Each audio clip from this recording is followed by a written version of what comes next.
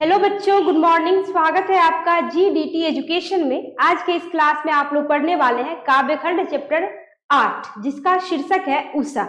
उषा से तात्पर्य यह कि जैसे सूर्योदय होती है तो सूर्योदय से पहले जो उषा काल होता है। कई बच्चे जो है आप लोगों ने प्रश्न किया था कुछ दिन पहले कि मैडम जी उषा काल क्या होता है, तो आप इस पाठ के माध्यम से जानेंगे कि उषा काल क्या होता है। यानी सूर्योदय होने से पहले, यानी सूर्य निकलने से पहले कई तरह की घटनाएं आकाश में घटती है, जिसको कवि शमशेर बहादुर सिंह ने, ठीक है, इस पाठ के माध्यम से दर्शाया है, दिखाया कि कैसे पल पल क्षण क्षण में जो है घटनाएं घटित होती है। मतलब उषा सूर्योदय से पहले कौन कौन सी घटनाएं घटित होती है। तो आइए आपका जो है पाठ पर जाने से पहले शमशेर बहादुर सिंह का जो है परिचय जान लीजिए, इससे भी प्रश्न आते हैं। तो चलिए, इसका जन्म जो है शमशेर बहादुर सिंह, जिनका जन्म जो है 13 जनवरी 1911 ईस्वी में हुआ था और निधन जो है 1993, याद रहेगा ना, 11 में जन्म और 93 में निधन। जन्म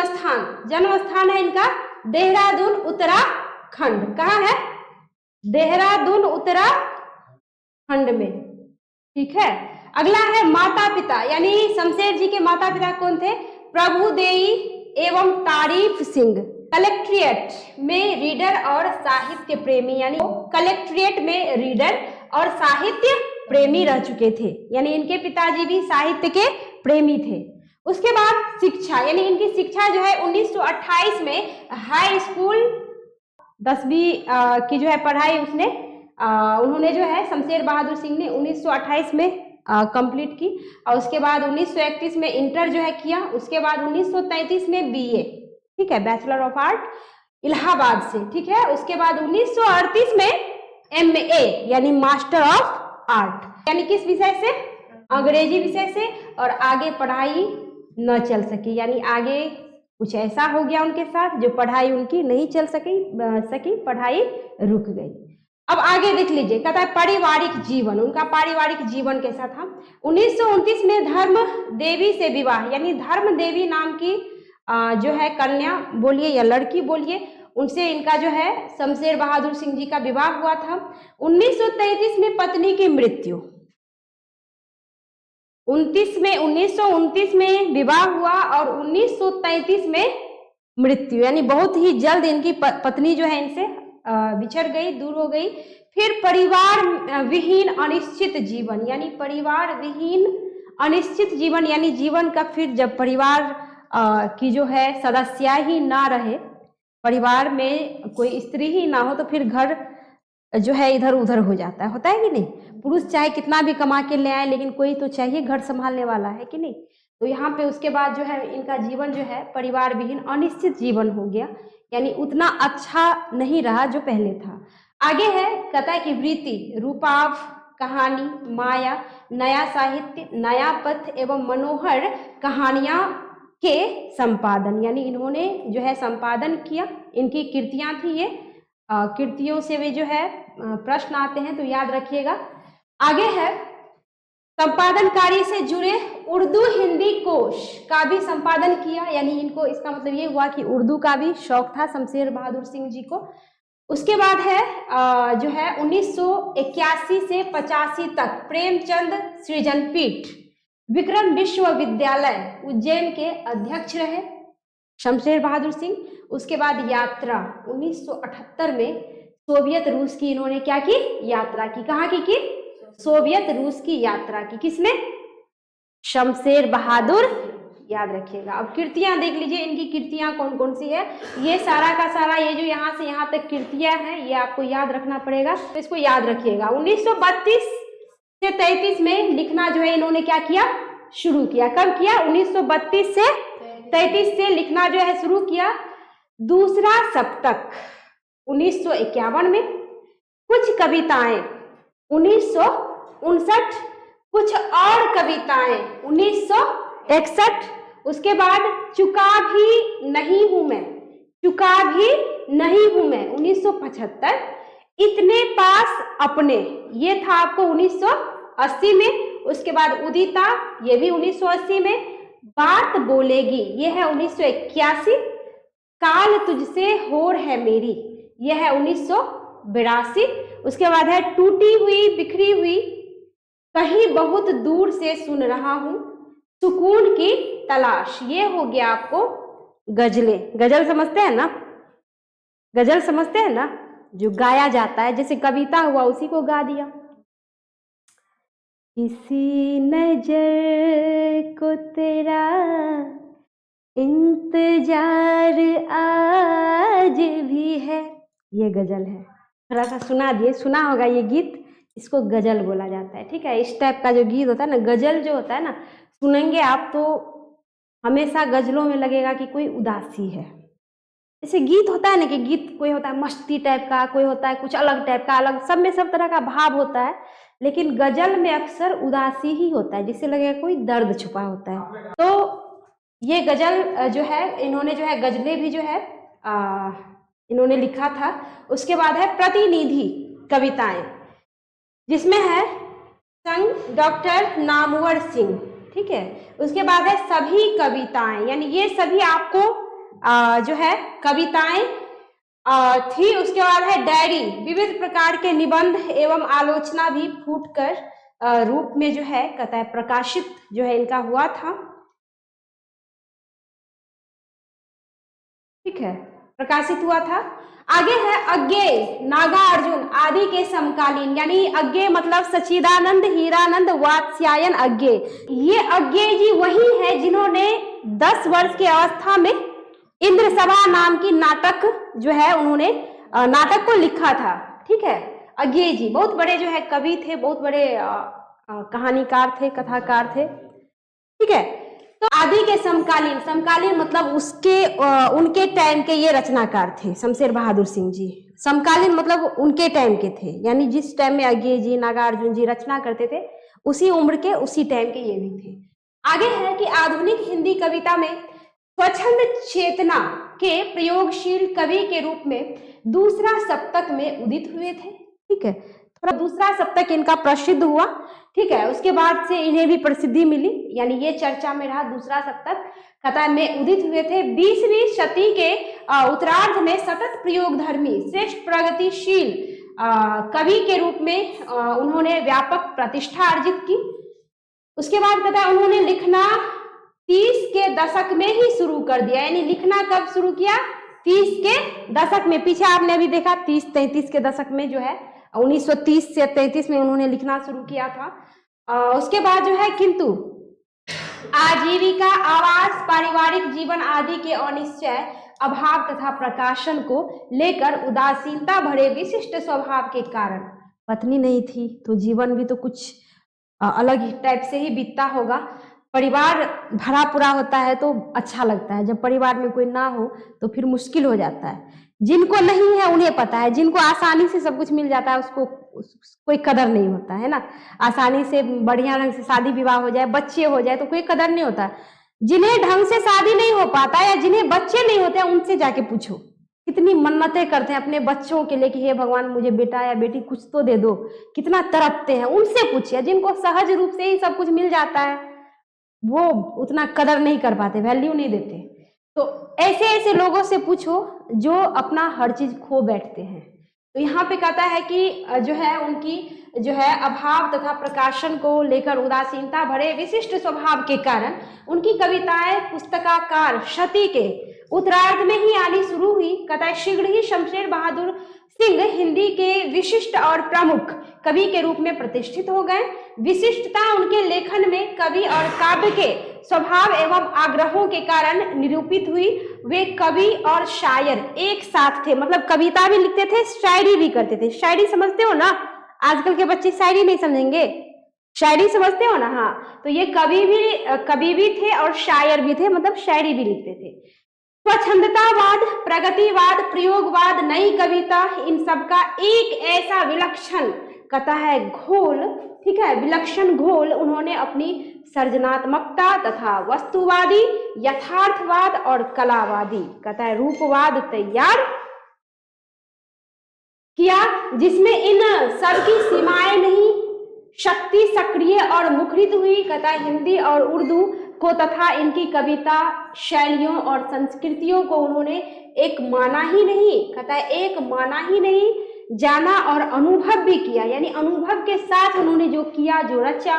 आगे कहता है कि कवि के लिए दोनों नहीं एक है, इसी रूप में शमशेर, यहाँ उनकी अभिव्यक्ति भी होती है सिर्फ शैली का, कि कहता है शैली मतलब सबकी अपनी अपनी शैलियां होती है, लिखने की, रचने की, लोगों के बीच रखने की कोई चीज। तो कहता है कि भेद है सिर्फ शैली का ऊपरी। आगे कहता है कि भीतरी एकता, अखंड और अक्षुण्णता।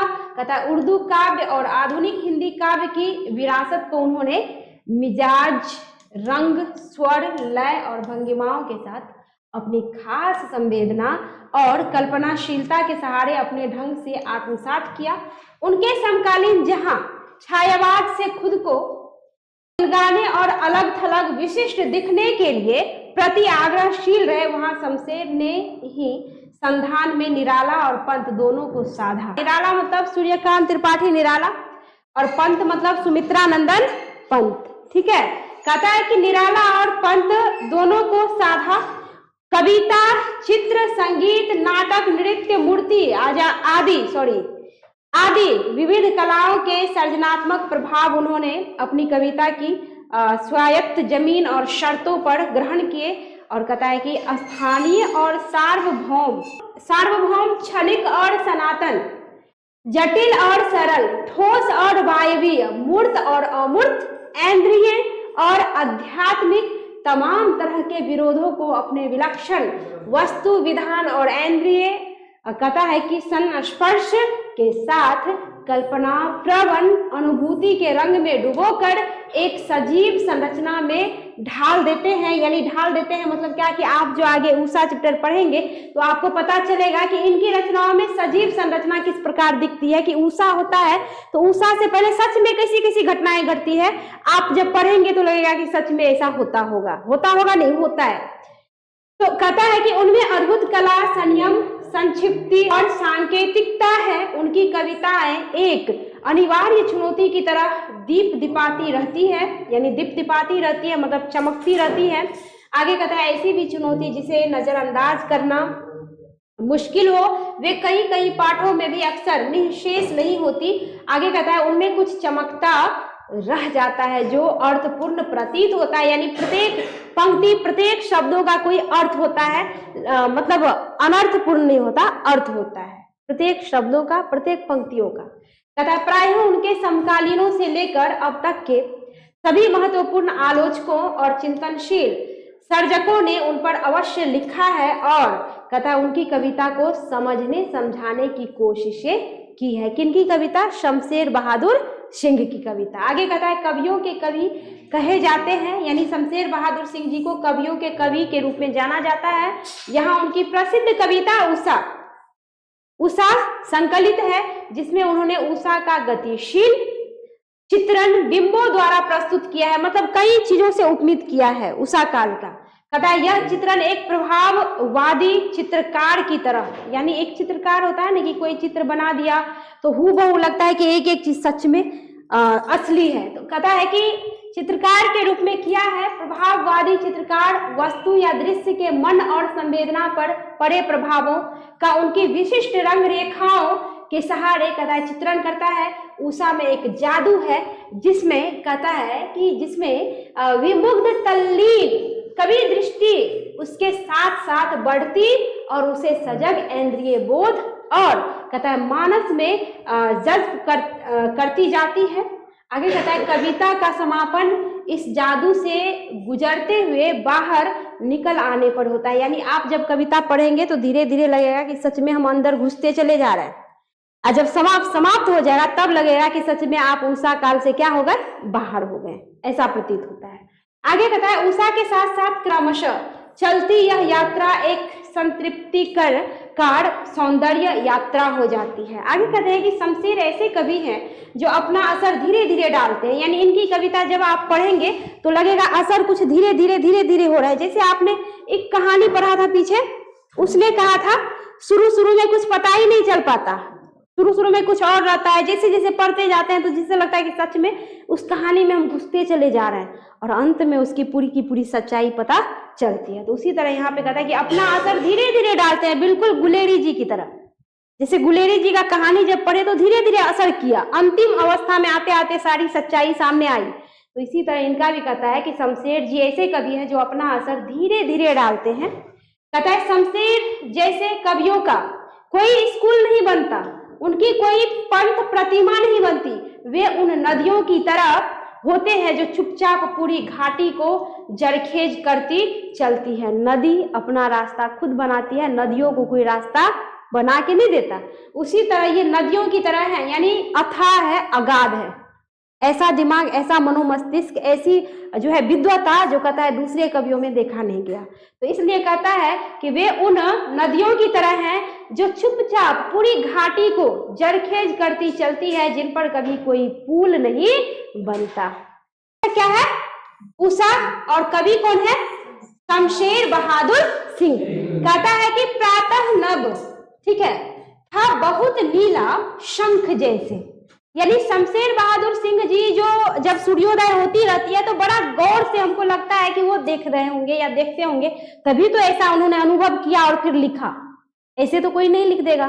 कोई जब तक कोई भी कभी कुछ रचते हैं तो पहले उस चीज को पूर्ण रूप से निरीक्षण करते हैं ना, निरीक्षण करके, देख के, सुन के, समझ के तब कोई चीज रचना करते हैं, ऐसे ही नहीं लिख देते हैं। तो यानी उषा काल जो इन्होंने रचा, उषा काल को हमारे वैदिक जो है धर्म में हमारे ऋषि मुनि जो है उषा काल को जो है देवी के रूप में जो है प्रस्तुत किया है, देवी मानते हैं। और उषा काल के को देवी मानकर कई मंत्र, कई ऋचाओं का जो है उन्होंने निर्माण किया है वैदिक ऋषियों ने जी। ये कोई मजाक नहीं है। कई ऐसे मंत्र है उषा काल का जो कहता है प्रातः काल उठिए, स्नान कीजिए, प्रातः काल जो है आप जो है मंत्र जाप कीजिए तो कहता है सिद्ध होता है, ऐसा माना जाता है। तो कई सारी ऐसी जो है रचनाएं हैं, कई सारा ऐसा मंत्र है उषा काल को लेकर के, उषा काल के लिए जो है उसको देवी मान के मंत्रों को रचा गया है। तो देखिए कहता है कि प्रातः नभ था बहुत नीला, यानी शमशेर बहादुर सिंह को क्या लगता है कि प्रातः काल जब होने लगती है ना तो उनको लगता है कि नभ, यानी नभ मतलब क्या? नभ मतलब क्या बताइए फटाफट। नभ मतलब हो गया आकाश। उनको लगता है कि प्रातः, यानी प्रातः जब होने लगती है, सवेरा होने लगती है, तो लगता है कि नभ यानी आकाश जो है ना बहुत क्या था? नीला था। नीला उसमें भी कैसे? शंख के जैसे। शंख समझते हैं ना?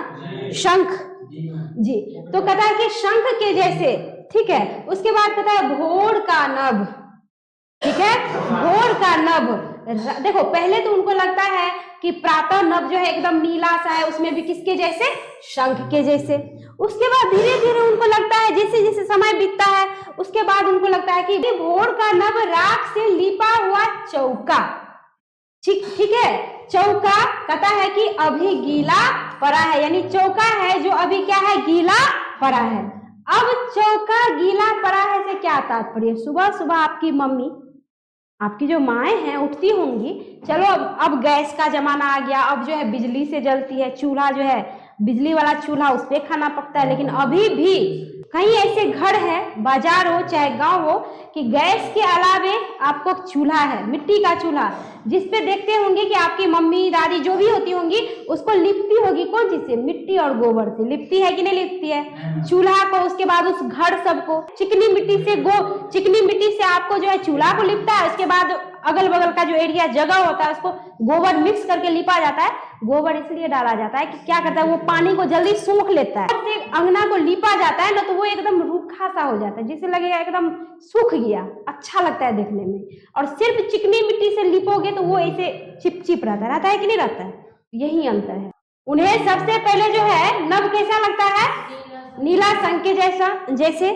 फिर थोड़ी देर के बाद उनको लगता है कि भोर का नभ कैसा हो गया? राख से लिपा हुआ चौका के समान। चौका यानी चूल्हा को हम लोग जो लिपते हैं। कहता है जो अभी गीला है, जैसे लगता है ताजा ताजा अभी क्या है? गीला है। जब आप लिपते हैं, जैसे चूल्हा को लिपते हैं, तो उसमें जो राख होता है तो क्या होता है? धीरे धीरे जो वो सूखता जाता है। तो जैसे क्या होता है? चूल्हा पर नहीं होता है कि मिट्टी से लिपने के बाद थोड़ा सा नीला नीला टाइप का पड़ जाता है, उस पर निशान पड़ता है ना। तो इसलिए वो जो है उपमित कर रहे हैं कि लगता है कि राख से लिपा हुआ चौका के समान ये नभ यानी ये आकाश उनको प्रतीत होता है। आगे कहते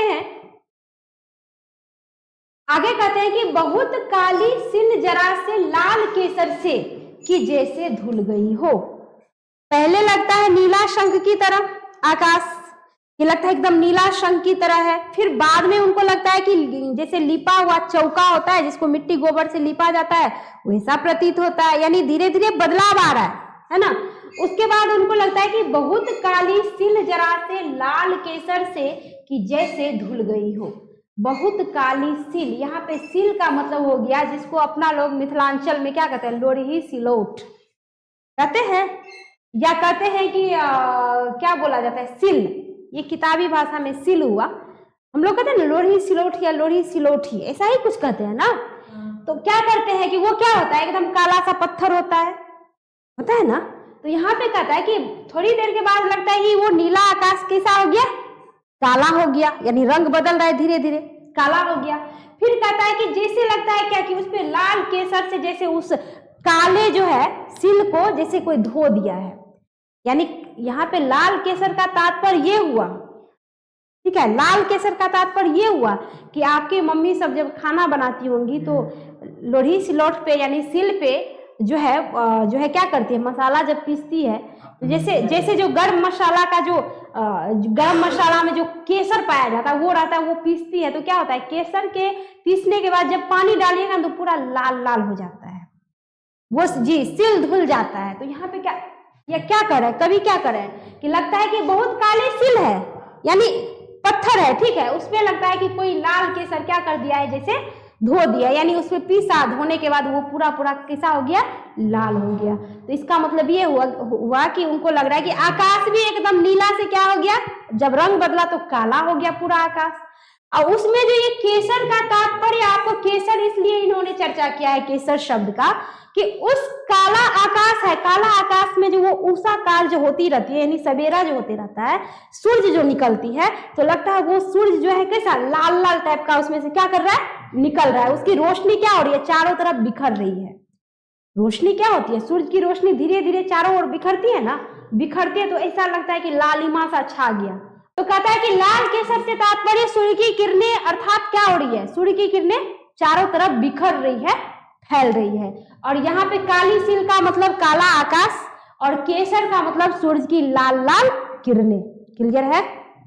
आगे कहता है कि जैसे धुल गई हो, कि जिससे लगता है कि कोई केसर जो है सिल पे धो देता है तो वो लाल हो जाता है, उसी तरह ये आकाश जो है नीला से काला हो गया और ये सूर्य रूपी किरणें जो है जब फैलने लगती है तो लगता है कि केसर के समान जैसे धो दिया गया हो, उसकी किरणें जो है चारों तरफ फैल जाती है। आगे कहते हैं कि स्लेट पर या लाल खड़िया चाक, कैसा उन्होंने अनुमान लगाया, क्या क्या उन्होंने देख के मन में कहां से ये शब्द आ गया उनके मन में, कि वो अनुभव किए, वो देखे और उनके मन में आया होगा कि नहीं यहाँ पे ये शब्द इसके लिए, इस घटना के लिए जो है लिखना चाहिए। तो ये कोई छोटी मोटी बात नहीं है, कला है एक, जो सबके बस की बात नहीं, कि जो प्रकृति में घटनाएं घटित हो रही है और कोई कभी शब्द के द्वारा उनको जो है प्रस्तुत कर दिया, तो ये कोई बड़ी छोटी बात नहीं है, बहुत बड़ी बात है। तो यहाँ पे कहता है कि देख लो कि वो आकाश को किस किस तरह से उपमित कर देते हैं, कि पहले किस चीज से उपमित किए थे, शंख से, नीले आकाश, फिर शंख, उसके बाद चौका से, कि गीली मिट्टी गोबर से लिपा हुआ कोई चौका हो, उसके बाद अब काली सील और लाल केसर से इस उषा काल को, सूर्य को और आकाश को जो है उन्होंने उपमित किया है सिल और केसर से। अब देख लीजिए, अब कहते हैं कि स्लेट पर या लाल खड़िया, अब जैसे उनको लगता है कि कोई काला स्लेट है और जो है लाल खड़िया उस पे जाके क्या कर दी हो, मल दी हो किसी ने। लाल खड़िया मतलब आप जब स्लेट पे लिखते हैं, अभी जो है आप कॉपी पे डायरेक्ट लिखते हैं, पेंसिल से लिखते हैं, पहले हम लोग छोटे छोटे थे तो स्लेट आता था एक। तो यहाँ पे कहता है कि स्लेट पर जैसे लाल खड़िया चाक से हम लोग लिखते थे, जिसको आप लोग चौक कहते हैं। स्कूल में अब तो आ गया है डिजिटल बोर्ड, स्कूल में भी, सरकारी स्कूल में भी पहले क्या होता था, ब्लैक बोर्ड होता था और चौक होता था, उससे लिखते थे शिक्षक सब जो होते थे ना, टीचर सब, वो चौक से लिखते थे। ब्लैक बोर्ड होता था, ब्लैक बोर्ड से व्हाइट बोर्ड हुआ, व्हाइट बोर्ड से अब एलईडी बोर्ड हो गया। समय के साथ साथ परिवर्तन हो रहा है सब कुछ में। तो ये सब बात आपको किसे पता होगा कि ऐसा भी स्लेट होता है, काला स्लेट। तो यहाँ पे कहता है कि स्लेट पर या लाल खड़िया, कि लगता है कि स्लेट पर क्या मल दिया हो, लाल खड़िया चाक, कहता है मल दी हो किसी ने, यानी लाल खड़िया चाक से तात्पर्य ये हो गया कि नीला आकाश होता है और उस नीले आकाश में जो वो सूरज की किरणें फैलती है, लाल लाल रोशनी जब फैलती है तो लगता है उस काले स्लेट पे कोई चाक को क्या कर दिया है, मल दिया है। अरे बच्चे क्या करते हैं, लिखने के बाद कोई चीज मिटाते हैं नहीं, इसी करके मिटा देंगे तो लगेगा ना एकदम लेपा गया है, फैल गया है चारों तरफ। पूर्ण रूप से जब तक नहीं मिटता है तो लगता है ना कि लेपा गया है। तो वैसे ये कवि यहाँ पे क्या कर रहे हैं कि आकाश लगता है काले स्लेट के समान और उस पे वो जो सूरज की किरणें जो चारों तरफ ऐसे फैलती जाती है तो वो लगता है कि जैसे कोई क्या किया है कि उसको खड़िया से उस स्लेट पे क्या कर दिया है, मल दिया है। क्लियर है। अब आगे कहता है कि नील जल में या किसी की गौर झिलमिल देह। अब अंत में देखिए, देह से तात्पर्य हो गया किसी नारी का वर्णन। अब पहले क्या दिखा था, पहले उन्होंने किस चीज से उपमित जी, शंख से, बाद में चौका, फिर बाद में लाल केसर और सिल। कैसी सिल, लाल पीला नीला काला, कैसी काली सिल, याद रखा करो। अच्छा, उसके बाद फिर उनको क्या लगता है, स्लेट। कैसी स्लेट, काली स्लेट, और उस पे क्या मल दिया हुआ होता है, खड़िया। कैसा खड़िया, लाल खड़िया, याद रखो बाबू। नहीं, ये सारांश समझ में आ जाएगा तो ऑब्जेक्टिव प्रश्न रट्टा नहीं मारना पड़ेगा, हम बार बार बोलते हैं आप लोगों को। कहता है नील जल में या किसी की गौर झिलमिल देह। अब इनको लगता है कि कोई गोरी स्त्री है जो नीले झील में क्या कर रही है, स्नान कर रही है। उनको लगता है कि कोई नीला जल है, ठीक है, उसमें कोई गौर वर्ण की, यानी गौर वर्ण की मतलब गोरी स्त्री, गोरी लड़की क्या कर रही है, उस नीले झील में स्नान कर रही है। तो लगता है कि नीले जल में लगता है कि वो देह उसका झिलमिल मतलब झिलमिलाता सा, गौर देह उनका दिखता है, मतलब क्या, झिलमिलाता सा प्रतीत होता है। अब यहाँ पे देह का क्या तात्पर्य और नील जल का क्या तात्पर्य, समझिए बात को। यहाँ पे कहता है कि नील जल में या किसी की गौर झिलमिल दे और जादू टूटता है इस उषा का, अब सूर्योदय हो रहा है। अंत में किसी गौर वर्ण वाली स्त्री का वर्णन करते हैं। यहाँ पे कोई स्त्री नहीं है और ना ही कोई झील है। यहाँ पे नील जल कहा गया है इस नीले आकाश को। किसको कहा गया है, यहाँ पे कोई नील जल नहीं है तो उपमित किया गया है, उपमा किया गया है। नील जल का मतलब कोई नीला आकाश है या किसी की गौर झिलमिल दे, जो कहता है कि नीला जल में कोई गौर वर्ण की स्त्री क्या कर रही है, स्नान कर रही है, लगता है कि वो झिलमिलाता सा प्रतीत होता है। तो मतलब क्या, इसका मतलब कि नीला आकाश है और नीला आकाश में जो वो उषा की किरणें, सूरज की जो किरणें निकलती है, तो मान लो आकाश पूरा पूरा नीला है और नीले आकाश में जो किरणें निकलेगी तो किरण कैसा होता है, चमकता सा, उजला सा, सुनहला सा प्रतीत होता है। तो क्या लगेगा उनको कि कोई गौर देह यानी गौर वर्ण वाली स्त्री है, कि लगता है कि उस झील में क्या कर रही है, स्नान कर रही है। यानी उन्होंने समझाने का जो है प्रयास किया है कि कैसे क्या लिखे कि मतलब समझ में आ जाए। तो यहाँ पे नील जल से क्या तात्पर्य, नीला आकाश, और गौर झिलमिल देह से क्या तात्पर्य, वो उषा की किरणें, उषा की किरणें कहता है। और उसके बाद वो जो किरणें फैल जाती है चारों तरफ, यानी वो जो लाल लाल किरणें होती हैं केसर के समान, वो धीरे धीरे कैसा हो जाता है, सुनहला से उजला हो जाता है, यानी पूरे संपूर्ण संसार में वो फैल जाता है। फैलने के बाद क्या होता है कि जादू उसका, उस उषा काल का, यानी जो तरह तरह की जादू घटनाएं घट रही थी वो क्या हो जाती है, जादू टूट जाती है। और कहता है कि इस उषा का अब क्या होता है, अंत हो जाता है, यानी जादू जो है उषा का टूट जाता है। उसके बाद क्या हो जाता है, सूर्योदय हो जाता है। तो समझ गए आप लोग। तरह से जादू जो है किसका टूट जाता है, उषा का। जितने सारे जादू होते हैं, कभी शंख, कभी चौका, कभी केसर, कभी स्लेट, कभी जो है बोर्ड, है ना।